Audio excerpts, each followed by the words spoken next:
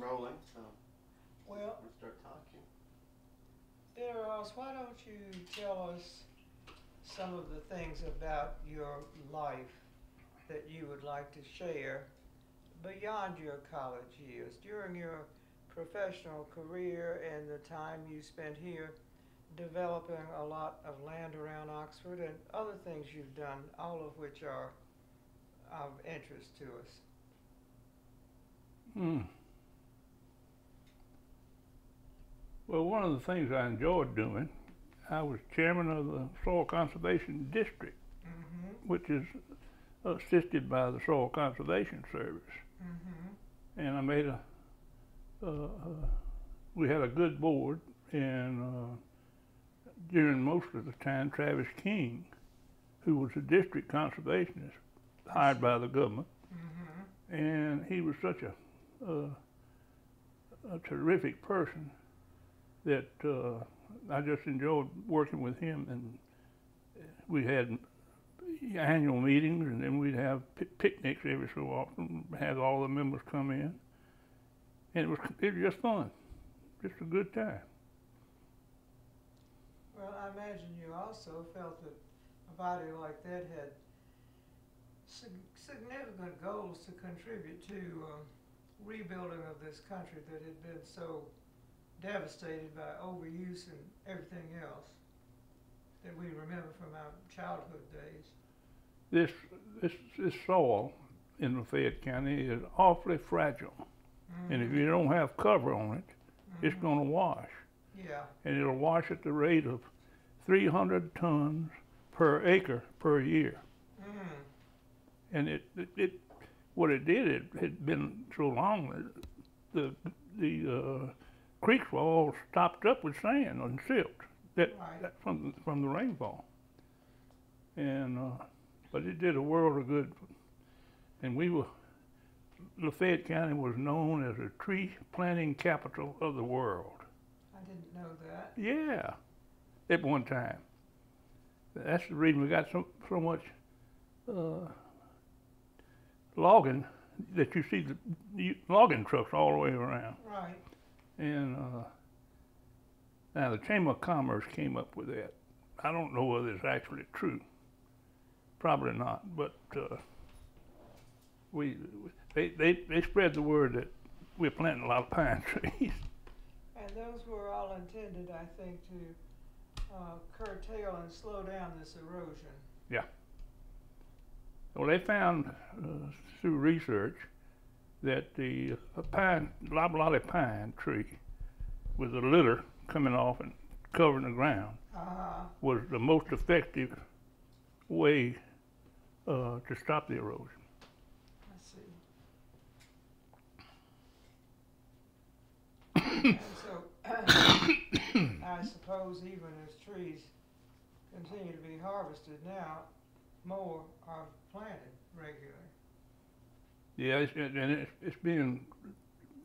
We've got several professional foresters that do nothing but advise landowners on how to do the timber. One of them is an old Memphis name. His name's Bill Canale. Oh yeah. And he got his degree, I think, from Mississippi State in forestry. But he's a fine person and a good man. Well, you've also been mixed up in banking all these years, and with different enterprises here, and eventually going to Washington to head that agency for a while. Talk a little bit about those experiences. My dad went on the board of Oxford Production Credit in 1944. And on his application, he had 70 mules that they cultivated the cotton first couple of times with mules. They had tractors, but cotton was small and you didn't want to cover it up, so they used those mules, and it would do a fine job once you got the cultivator set right. Yeah. And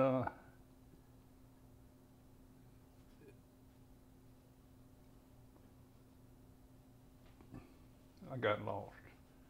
Well, you were talking about your father's background. Yeah.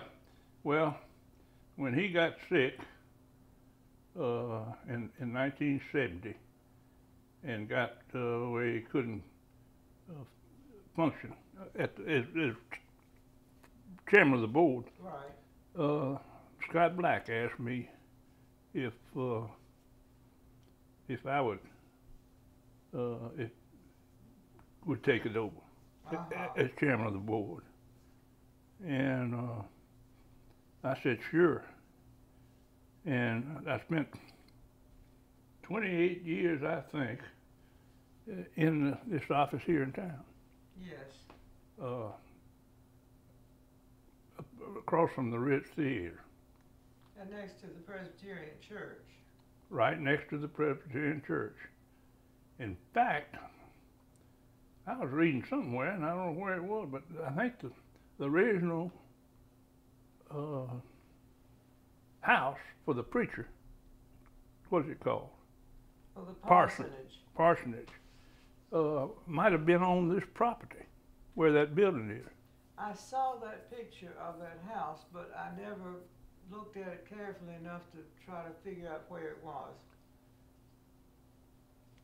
I was reading Presbyterian history, and it says it was just west of the present church. Well, then that would be the same lot. Just about. But somebody had built a house on it.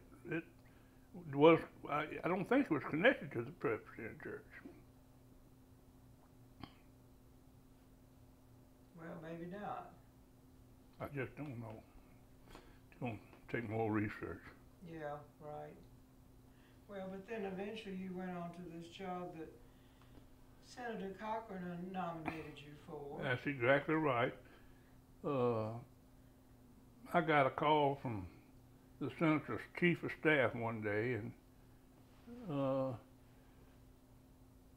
he asked me if I knew of anybody that would be willing to come to move to Washington and be on the board of directors of the Farm Credit Administration. Mm-hmm. And I said, yes, I know a good one.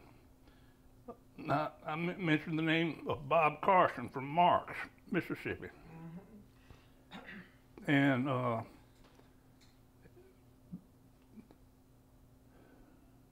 I called Bob and asked him if he'd serve. He said, yes, I'll serve. Well, it wasn't long till Chip Morgan, the council, called me and he said, Bill, they don't want Bob Carson, they want you. And I told him, well, I'll do it. And I had to call Bob back and renege on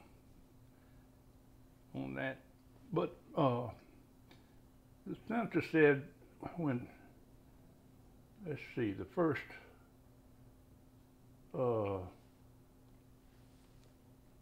John Sununu was he chief of staff for the president, the first Bush? He was on one of the presidential staffs. I'm not sure which one.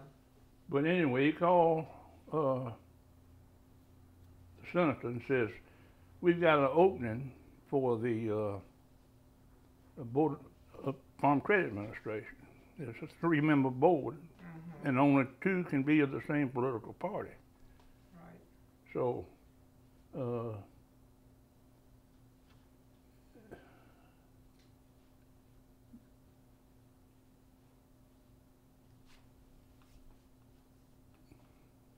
and I don't know how much money that agency loans right now, but it's several $100 million. Yeah. All over the country. It's made up of the Production Credit Associations, Federal Land Bank, right, and the Bank for Cooperatives, which is a huge bank. It used to headquarters in Denver. At that time in 1990, agriculture was in bad shape. When I went up there, and it's in good shape now. But before that, I served on a board down in, we consolidated all the associations in Mississippi I see. before I went up there. Mm-hmm. And I served on that board for 8 or 9 years. And we met monthly in Jackson. But, and that's when the Federal Land Bank went bankrupt. Okay. That was in early 1990, I think.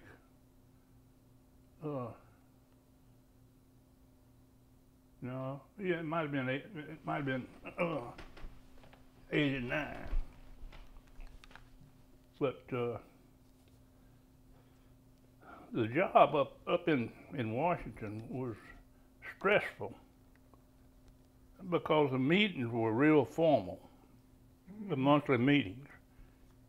Beautiful boardroom, but it still, I never was easy in that boardroom, even when we weren't meeting in there. Mm-hmm. But we had a good board the whole time I was there, and Mr. Harold Steele from Illinois was the chairman.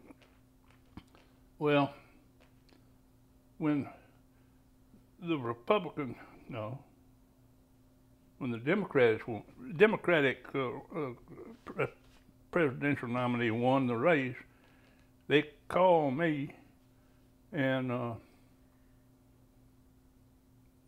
wanted to know if I'd be interested in being chairman. And I thought about it for a day or two, and they called me back, and I said, I've made up my mind, yes, I'll take over the chairmanship. Well, Harold Steele just went back to Illinois. He wasn't going to give up his job. Well, willingly, that's exactly right. But you took it over at that time. I took over that way and served about almost a year as chairman. Mm-hmm. And had to go all over the country. I've had enough flying. You've done that all you want to do. Mm-hmm. Well, I'm sure, though, you met a lot of interesting people with a huge variety of farming I did. beyond what you'd previously known. Yeah, one of my best friends is president of Mississippi State now. Oh, really? Yeah. Well, he's the one that spoke at this function. That's exactly right. He came up here and made a nice talk, very flattering. Uh-huh. But what I did was, I knew Thad had hired him, and I hadn't met the fella. But I called him. I told him who I was and that I'd been nominated, and he knew all about it. Mm-hmm. And I asked him if he could come up here and let me show him some stuff before he went to Washington. And he did. And first thing I did was I went out to Ole Miss and pharmacy school. Mm-hmm. And they were in the process of the animal plant laboratory. Oh, yeah.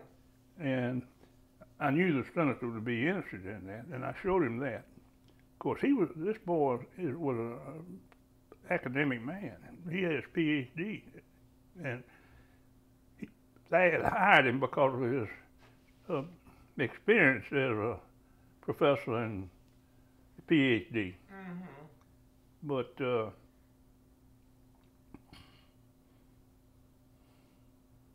anyway, he came up here, and I took him out to there, and then I took him out to the biological field station, which I had been an advisor for.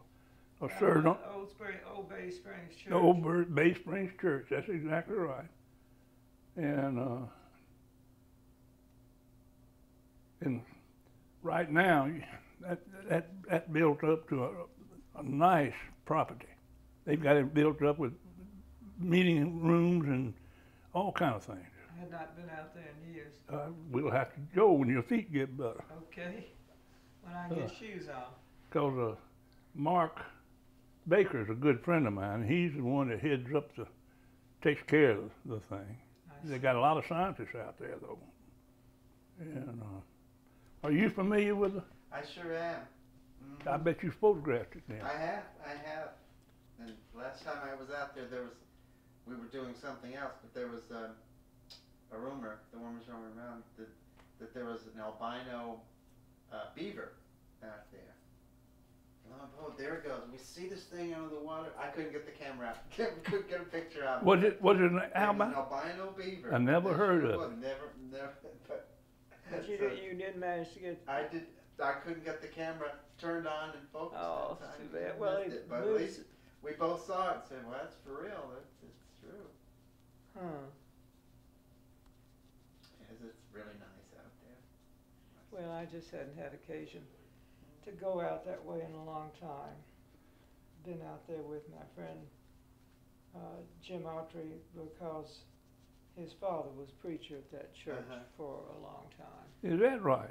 He was. I did not know that. And well, he was several of these little country churches all over the area. And I know that Ken Wooten, when he married for the first time, Reverend Autry married him out there in that church. Huh. And so I think Sherwood and Jim and I went out there one time, and that's been the last time I've been out there, and all this development has taken place since then. But yeah, I know where the facility is, and it's a good one, and of course everything to do with pharmacy, and I suspect the senator has had a good deal to do with this. Oh boy, Says his did name's he? on it. Well, both things that I focused on. Yeah. He didn't know anything about production credit, so I took him to the production credit building and told him, briefed him on what we did there. And lo and behold, they got the Thad Cochran building built. I know it. That's because this president down there spent time in Washington, about 5-6 years, as his agricultural advisor. And this is the man that's now president of Mississippi State. I'm trying to think of his name. Well, it'll come to one I was here in a few minutes, maybe. But then, of course, the pharmacy thing, everything about pharmacy has provided an exploding opportunity to grow and increase, because the whole field has from what it used to be. But if you look now and you start there at the building named for Thad, and you go on around the campus a little way till you get back to nearer to the bypass, you've got that whole piece of property that was the Hathorne property. Mm-hmm. That's all occupied mostly with pharmacy-related buildings, except a couple of agricultural playing fields there. But you get where the Hathorne House is, which is where that first station went in for the food and what did you call it, plant operation. Animal plant, I can't think of the full name of it, but it's where they try to bring the certain plants and study them to see if they got any medicinal qualities that they could use. Well, Ed Kroom, who was on that faculty, was sort of the leader in that. Ed and I were good friends, are good friends. Right. And he did some significant work, but now those pharmacy buildings just go right on down that hill, clear down to the bottom. So it's certainly been an expanding part of this university, as much as any of the rest of it. But that wasn't your field. You didn't go to law school? No. I wanted to go to law school, but at the time, I was in ROTC, and I got my commission, and I had to go on duty for 6 months They just started a 6 month program, and that was all at Fort Benning, Georgia. I see. And when I came back home after 6 months, my dad's health was pretty bad. So I told my wife that we needed to stay in the business because Dad wasn't going to live much longer. Mm-hmm. And that's the reason I didn't maybe go to law school. Because I had a lot of friends that went to law school.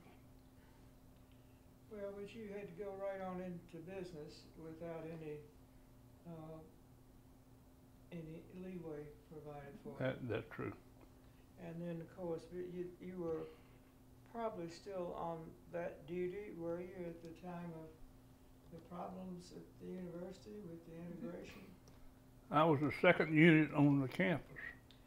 It was from Water Valley. The unit was. Yeah. And Chucky was out here first. Mm-hmm. And he had the front of the Lyceum, but his troops were right in front of it. And they put me on the north side, Mm-hmm. my unit. I had 80 soldiers, I think. And anyway, I had a couple of boys hurt, not seriously, but I didn't have a headlight left in my Jeeps and deuce and a half trucks, or windshield. Every one of them was broken out. And by then, it was either already dark or it was getting dark. No, by then it was dark. It was dark. And the tear gas was so thick, we put tear gas mask on down at the armory before we came out here. I see. Chucky had gotten word to me that the gas was really bad, and to put your mask before you come out here. Have your men put the mask on. And this person we're speaking of was Chucky Faulkner, one of John Faulkner's sons, who was in the same military unit with Bill. He commanded the Oxford unit, and I was commanding the Water Valley unit.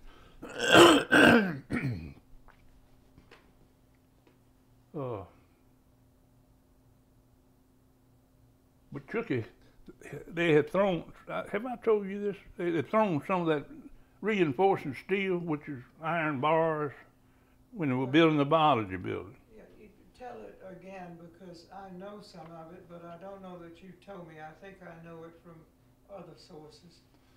Chucky was out front. He had a foghorn, and he was trying to calm whoever the riders were.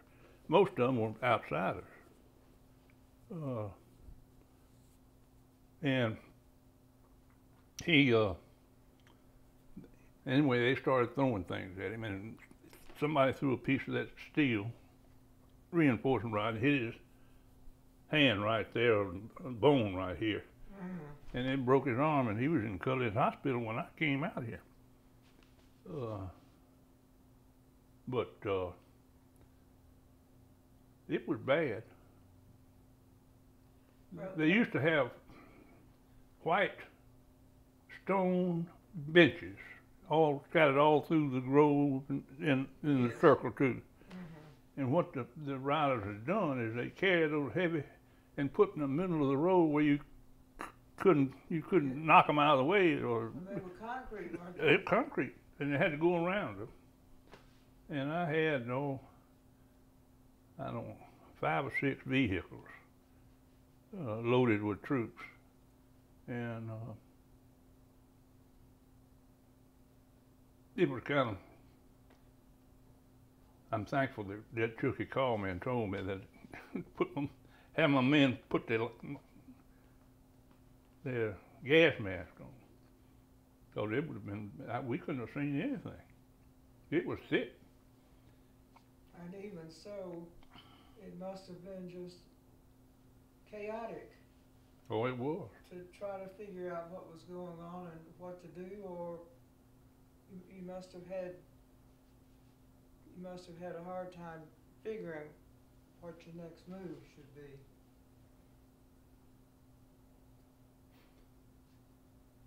It's about, I've been there maybe 30 minutes. Got in position and had my men lined up and down on the ground. And I looked up, down, I was on the north side of the Lyceum. They changed it up since then, but, Right. and I looked down and somebody was walking toward us. Just one person. And I kept looking at him, and I finally recognized him. He got close enough. It was George Street. Oh, okay. And when I went up to him, I said, George, this is Billy Ross. And he just hugged my neck. He was so glad to see somebody that wasn't hostile. But he wanted to go into the Lyceum, so I showed him the way to get in there, and he didn't have a gas mask on, so he was in pretty bad shape. Yeah. He never will forget it. Well, he was a major factor from what people have told me in attempting to calm things, but as you said, most of the people there were outsiders. A lot of them from Louisiana, a lot of them from Alabama, And South Mississippi. and Harder has told about her father going to speak to the crowd, thinking also that they would respond to him and that they would calm down, and that he then came back home and said, these are not our people, and I have no effect on them at all. Though some of them were our students who were, they'd gone crazy with the excitement of it. A man I know that has since apologized with a letter or something or another, I've been told, to Meredith, and he's edited a small newspaper for a long time, and he was of the age to be an undergraduate, and he said he was out there throwing bricks with the rest of them, and I guess he's been embarrassed about it ever since. As well he should be. So, but anyway, it's interesting that the people who were there did the best they could to make the most out of a horrible situation and to try to gain some control over it. And how did you finally exit with your troops, or when, or what happened?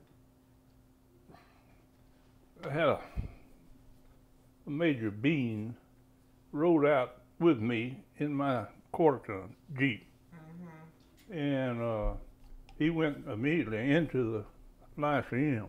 Mm-hmm. And it was about 15 to 20 minutes later, he came out, and he says,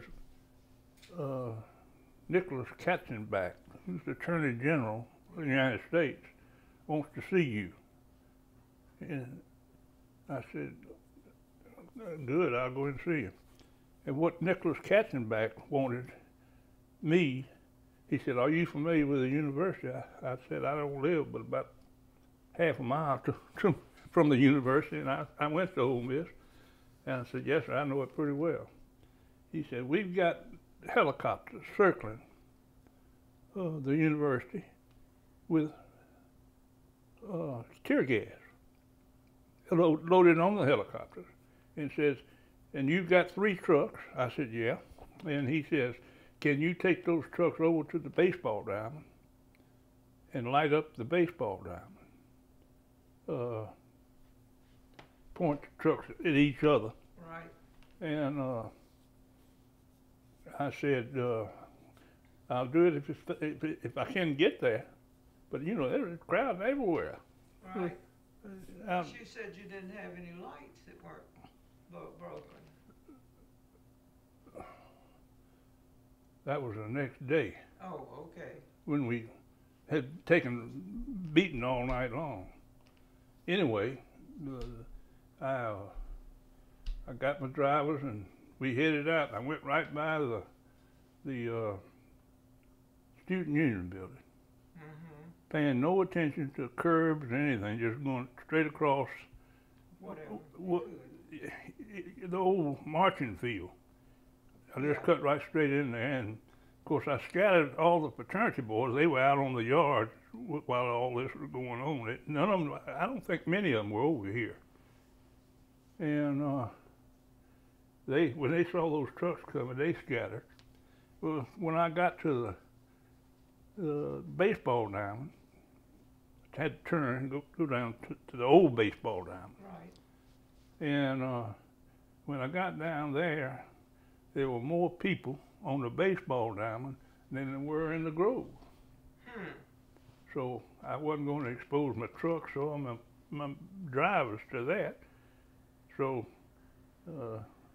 I went down, got down to where the buildings and grounds department was. Yeah. And I turned off there, and they were following me. The riders were. We couldn't go very fast because of the people. And I got down. It's hard. I'll show you this too. But there's a little drive that goes from down there in the buildings and grounds area. There's a road that goes up to what I used to call Mill Street. Mm-hmm. You know, well, that was what it was called because we had cottonseed oil mill down there, and a Coca-Cola bottling company down there. Okay. At the end of the street. And anyway, there was a car parked across. It's not much of a road. It wasn't at that time. It's a nice road now. But there was a car parked. And I looked at it and finally I figured out it was a car from Louisiana who was a reporter for a radio station or something. Mm-hmm. And I could see some other vehicles coming with my trucks behind me. And I told my driver, I said, just hit the car and knock it off the road. And he did. But I didn't say anything about that for a long time. I didn't admit that I'd done that.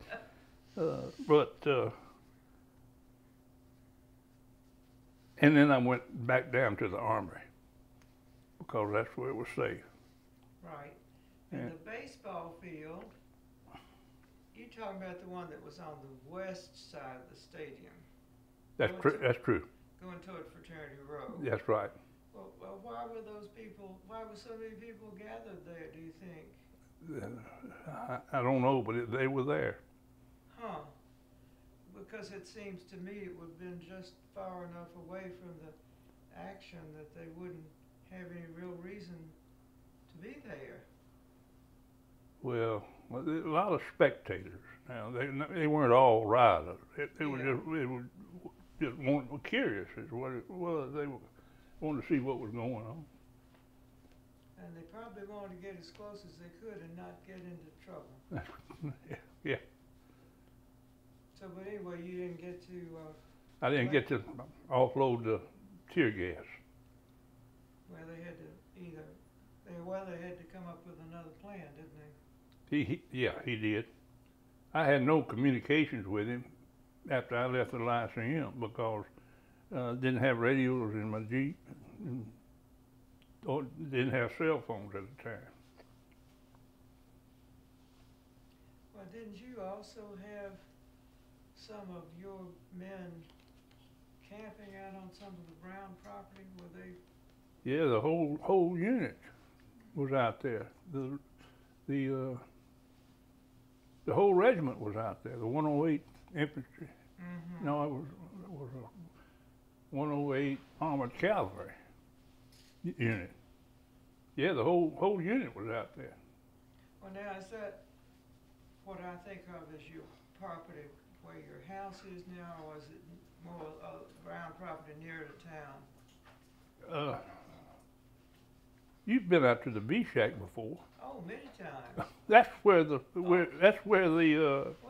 the property. They didn't know there where it was a good place to party. At least we thought so at the time. Yeah, okay, I know now what you mean, and that was somewhat nearer to town. And it was a pasture. It's all in pine trees now, but it was a cow pasture. I see. So it was open space. It's open space, and we were up on top of the hill. So how long did you stay in Tw- camp? tw- 21 days. Long time. Yeah. And I'm drawing retirement on those 21 days right now. Really? They included that in my retirement from government. Because we were federalized, see. Yeah. And the president was real smart in doing that. I don't know, it might have been Bobby Kennedy that did it, but once they federalized the Mississippi National Guard, that took the power away from Ross Barnett, the governor, and he couldn't use the National Guard. And that was sort of the whole point, wasn't it? It was. And I gather too from other people I've talked to over the years that the locals here, within the local military unit, got resentful that everything was federalized. They were anxious to have their own authority back. That was after they occupied the university for Later. Well, they had to guard Meredith. They went with him to classes for months. Yeah, I know they did. I've met a man who says he's going to write about it one day, who was one of those. He visits here from time to time. And, yeah, but they stayed right with him. They sure did. Well, I've had several conversations with James Meredith about it. Have you? Mm-hmm. He's a nice person. Well, I gather he has his own lights, things that he's trying to respond to, all of which sound to me to be very positive. But it's a little hard for me to have any sense of direction of where he may be going with these things he's interested in and would like to accomplish. I don't know. He has an interesting background when he went one way and another politically. Well, that's another topic entirely. We won't go off on that. There's a good deal of history there, but it's interesting to me that you've had an opportunity to visit with him from time to time. I have, and probably going to do it again. Good. The 50th anniversary. Coming up? Right? Coming up in October. 1st October. Right. Well, let me tell you, I was on the ground out there in my cow pasture, up on the hill. Mm-hmm. And the Army at that time, had what we called EEH, and they were telephones, but you had to ring them, you know. I had to wind them up, so to speak. Yeah. And my telephone rang, and it was, 1 or 2 o'clock in the middle of the night, and it was Lynn. Mm-hmm. She said, I've got to go to the hospital. I'm having contractions. And I knew it was about time for John to come. Yeah. And so I told her, well, I'll come on in. She said, no, I'm going to call my brother-in-law, Lauren, Right. and he'll come over and get me and take me to the hospital. I said, all right, but I won't be in there just as soon as I can. And so I got my executive officer and turned the unit over to him. And went on in. And it had gotten to be, by the time I got there, it was daylight. Mm-hmm. And I went and saw John as a baby and talked to Lynn, and she was doing fine. And I said, well, I probably need to get back out with my troops, but I'm going by the house and take a bath, because I hadn't had a bath in a couple of days. And when I got there, I went to the front door, and it was locked. And I knocked on the door, and Willie Easter Esbrook was our maid. I see. Mm-hmm.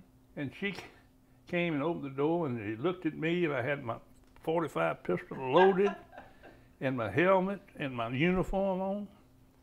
And she said, "Where you been, Mr. Billy?" I said, "I've been down to the hospital to see my boy." And she didn't know he had been born. And she said, "Mr. Billy, you didn't do that, did you?" I said, "I sure did." He said, "You marked that baby." And you know what? It's absolutely true. John never played with any toy except soldiers. Oh, really? That's right. And then when he got to be 17 years old, that's when he wanted to go in the National Guard. And you agreed to it. Oh, yeah. I had to sign some sort of waiver. I don't remember exactly what the paper was, but he couldn't enlist in the Guard unless he had it signed. But he went through ROTC out here. I see. And got his commission, and he's a lieutenant colonel now. That's pretty impressive. And I do have memories of hearing Lynn and some of the other women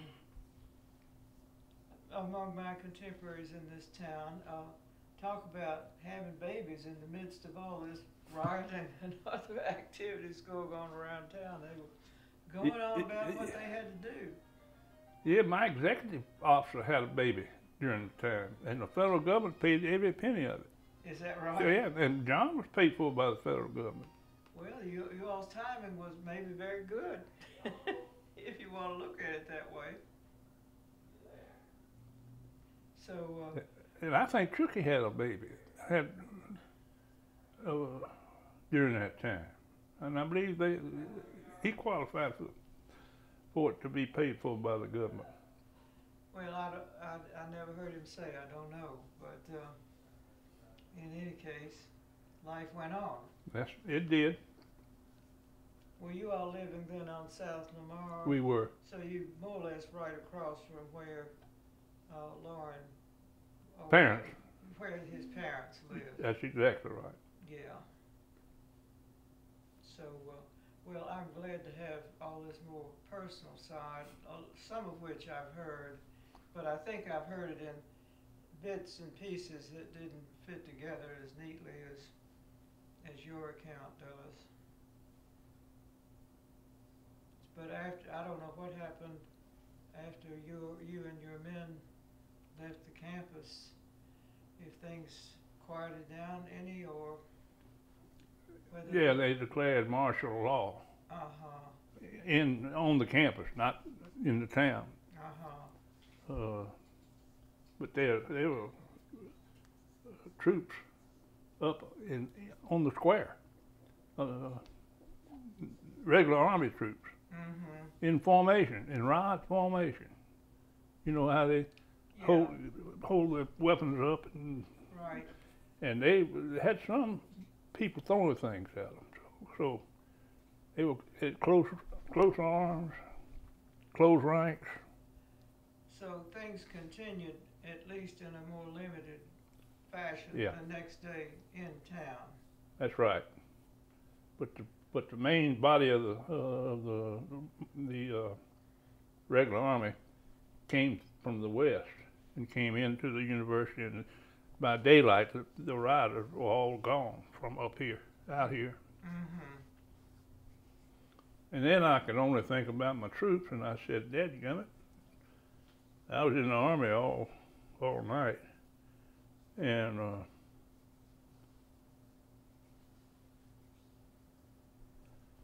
I called Howard Duval, who I asked him if he could go to the Chamber of Commerce and get me some maps of Oxford, because I know that nobody's going to have a map of Oxford, Mississippi. We can reproduce them here at the Armory and give them to all the soldiers that need them." And lo and behold, he did it. He got the maps, and we reproduced them, and so when the different units came here, they had a map of Oxford. He's told me that story. Have No, not you. Howard has. Is that right? Because he made a good deal out of the whole thing, as you would guess. And he clearly enjoyed being in the middle of things. Had gone and waked up Mr. McLean to get a key to the Chamber of Commerce Yeah. to get in and get a map to copy.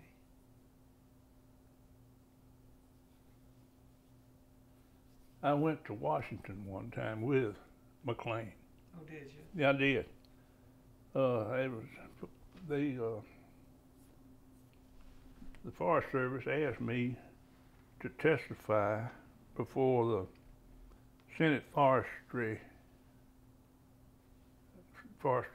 Committee for the laboratory over here. What's it called? I'm not sure which place we're talking about. Well, it's It'll come to one of the other of us. It's the forest. Excuse me. The Forest Hydrology Laboratory right over here. Oh, okay. Oh, I know where you mean. And so McLean being on the head of the Chamber of Commerce, and I got on the Tennessean train. Mm-hmm. And it took us 2 days to get up there.